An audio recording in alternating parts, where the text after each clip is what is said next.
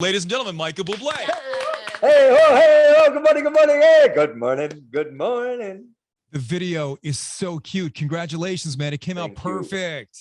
Thank you so much. Yeah, you can imagine how much of a spaz I was when you know what? You don't always write hit songs, and I knew I had a hit song, and that was a good thing. And I was like, oh my God, this is going to be great. And then I had the concept for the video, and I was like, but I'll never be able to execute. This is way too ambitious and impossible and expend all the things that you shouldn't do. And I tell you now, when we got it done, and of course we'd found out about being pregnant. Yeah. And we had, my wife and I were like, well, why don't we, show it off at the end as another Easter egg, and how cute that will be as an announcement. It was all just pretty magical. And I mean, I loved Haven't Met You Yet. I loved that video, and I loved M. Night Shyamalan movies. Like, I love the fact that, remember The Unbreakable with Bruce Willis, where you find out like 13 years later, we made Split with McAvoy, and you get to the end of Split and you go, it's a sequel. And I was like, this would be amazing in this video if we could get through the whole video of going through the most romantic scenes of movies that we love and bring some hope to the world, and then at the end of the video go, the idiot was daydreaming again, and be back in the same shop. And there's a girl named Daniela Dibb, who's the actress who played the cashier, and we got her back, and it was the same. Oh, that's so cool. So that's the callback when you see me wake up, and you, please people, go and watch the video. I worked really hard on it. Oh, no, he did. Honestly, 4 days of me filming this and going through all of this and freezing my butt off in the water. And I remember thinking, looking at my wife and going, baby, if this gets 10,000 views on YouTube, I'm going to be really crushed. So it was like, please God. But hold on. If people haven't seen the video, we have to explain how you came up with all these different famous scenes, from 16 Candles to Titanic and everything. How did you narrow the list down, and explain to people how the video goes if they haven't seen it? Well, so the first thing was I talked to this girlfriend of mine named Amy Foster, who had written Haven't Met You Yet with me. Yeah. And she was like, well, what's the video for this? And by the way, the first thing she said was, thanks a lot for not writing it with me, you jerk. That was the first thing she said. Then I knew I had a good song, because when a songwriter tells you that you're a jerk for not writing it with them, that means, how dare you? That was great. And she said, but you love cinema, and when you write your songs, and even when you arrange for Feeling Good or for Crime River, all these, she said, it's so cinematic. And she said, why aren't you going there? And I was like, yes, Amy, that's a great idea. We'll go through our favorite scenes. And then I said, who do I get? Who do I cast? And she said, you're an idiot. And I said, I know. And she said, why would you ask me? You have the greatest actress who happens to be beautiful, who you happen to be madly in love with. Your wife should be in this. And so I asked Lou, and it was very sweet, actually. When I asked Lou to be in it with me, I didn't expect for her to react the way she did. And she was really moved. Like, it really meant a lot to her that I wanted to do it with her. And then the day after she said yes, we were in Hawaii on vacation. And I just had the thought, I was like, you know what? Why don't we begin going through these scenes of our favorite movies and, paying tribute and just having fun and laughing at ourselves. And why don't we end this video where I wake up and we realize it's the sequel to Haven't Met You Yet? I can't tell you how pumped I am. Like, I keep saying this to people, dude, you guys speak to artists every day. You speak to musicians and actors, and like, concepts are hard to come up with, great concepts. Yeah. But coming up with an idea and then executing the idea and it coming together perfectly, especially with, then we found out we were pregnant just before we, it just couldn't have all worked out better. And we're talking about the new album, which is coming out March 25th. It's called Higher. It's called Higher. Yeah. Dude, that's awesome. We're excited for you. Me too. I'm too excited. Yeah. It's, you know what? It's hard to believe a guy, because every artist you talk to always says it's the best thing they've ever done. But this record is just, I don't know why, I don't know how, but it just all came together, and I got to work with and write with. I mean, listen, I wrote with my favorite writers.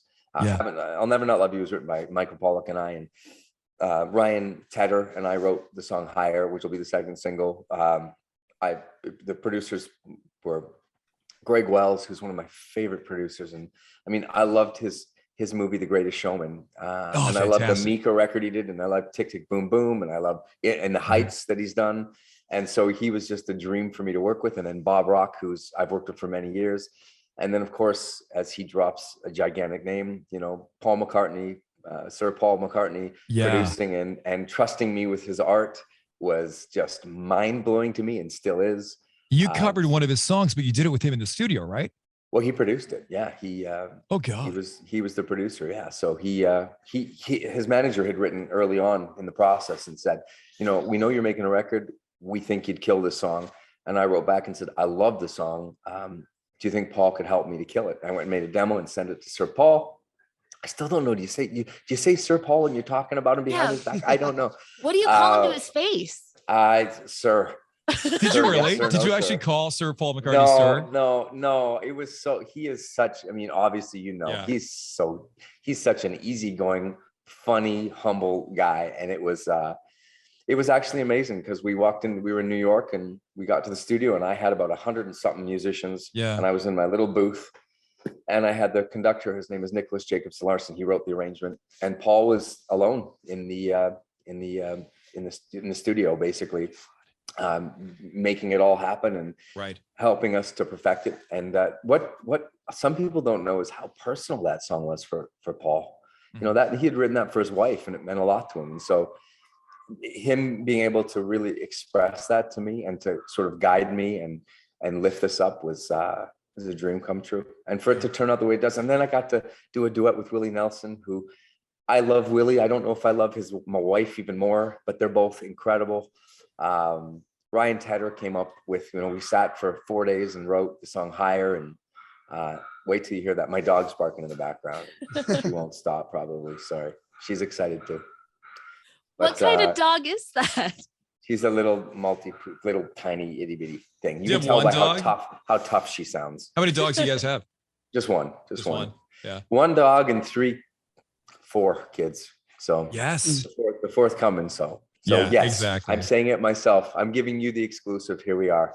There's a Bublé baby coming. It's a Bublé baby. Well, watching the video, I want to tell you, I got emotional at the end of it because now, did you meet your wife on the set of I Haven't Met You Yet? No, but I wrote the song Haven't Met You Yet for her, and we'd been dating for maybe 4 or 5 months. Okay. And I said, I'd love to have you do this video with me. And she was like, you're a crazy man. And so it was very early and I was crazy in love with her. And I think she was still deciding if I was, if I was for real. Watching the video and have that go full circle to then you guys being there, John and I both got a little emotional because we have not met the loves of our lives yet. And I know for what, like, I'm always being told, like, you have these visions in your head of like the perfect movie moment, or, these things that are just a little too out there. You're waiting for it to happen. It's never going to happen like that. But watching this video and seeing the love stories from these different movies and then having your love stories and now the 4 kids as you're walking out of the grocery store, it was just like, I just want to run out and just find him wherever he's at. And like, I'm just like pumped. The expectation's here now. Yeah. That's all. Well, that's what we hoped, and I'll be honest with you. I was really emotional when I saw the video for the first time. And the truth is I was really emotional when it was a massive moment, I would say, for us. When I asked Lou to do the video with me, I didn't expect her reaction. I really didn't. And I think it was like, it meant a lot to me. And I didn't realize it would mean a lot to her. Stupidly, I just thought, hey, babe, let's do. And she said, like, you want to do it with me? And I said, of course. And it was 4 days and so much fun. And it was so ambitious, honestly, that I knew, I'm going to be honest with you. This is really the truth. Almost everyone in my life said, don't do the video. Almost everyone.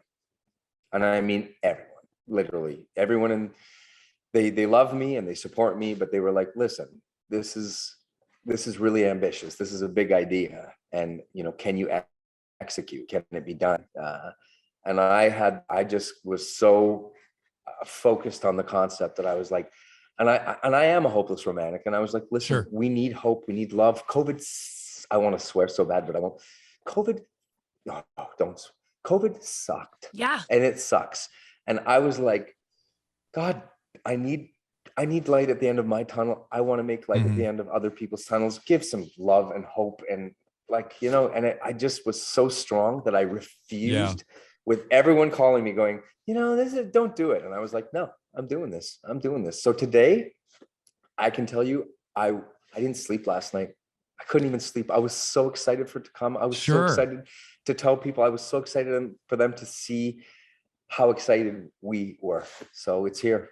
Dude, and there's certain respects, and I appreciate you opening up. I really do. But I also worry that you said you've done like 150 interviews before us or something, you know? Mm-hmm. Are you giving this much in every interview? This is too much. No, I think, you know what? It's so funny. I think it depends on the people. I mean, it does. It's just a relationship. Right. It's a conversation. So there's many times when it's not like this. Many times where you do the interview and the person says, "Yeah, we have the new single from your record, and do you like it?" And you say, "Yes, I do. I'm very proud. And what was it like to work with Sir Paul McCartney? It was amazing. I really am grateful." Yeah. And it's not like this. No, it's not like this. Of course, not everybody is so. Not everybody starts the interview and unbuttons. Yeah, that's a big thing, brother. That's a strong and makes play. You feel like my first thought with you was honestly, I want to put my hands inside his shirt and just hold him. Yeah, I appreciate that. Next time you're in the studio.